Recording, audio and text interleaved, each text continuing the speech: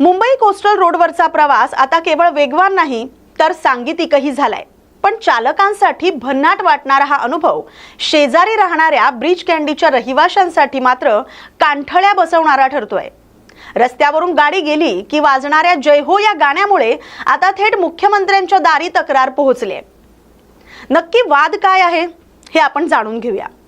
Coastal रोडवर जगातील 5वा आणि भारतातील पहिला म्युझिकल रोड प्रयोग करण्यात आलाय। गाड्यांच्या चाकांचा रस्त्यावरील पट्ट्यांशी संपर्क आला की संगीताचे सूर उमटतात।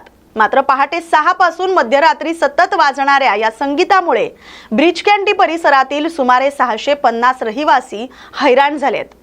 सततच्या संगीतामुळे परिसरातील शांतता भंग पावत असून वरिष्ठ नागरिकांना याचा मोठा त्रास होत असल्याची तक्रार स्थानिकांनी केली आहे। रस्त्यावर वाजणाऱ्या या संगीतामुळे चालकांचं लक्ष विचलित होऊन अपघाताची भीती व्यक्त केली जाते।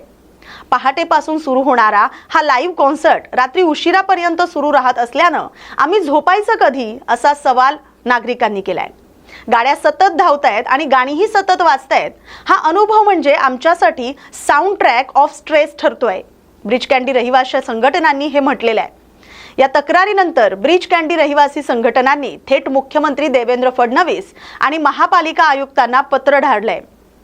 दुसरीकडे माजी खासदार राहुल शेवाळे यांनी रहिवाशांचे दावे फेटाळून लावलेत। हा आवाज इमारतीपर्यंत पोहोचतच नाही असा दावा त्यांनी केलाय। कोस्टल रोडवरचा हा गाण्यांचा प्रयोग सुरू राहणार की रहिवाशांच्या दबावामुळे प्रशासनाला हे म्युझिक बंद करावं लागणार असा प्रश्न आता उपस्थित होऊ लागलाय।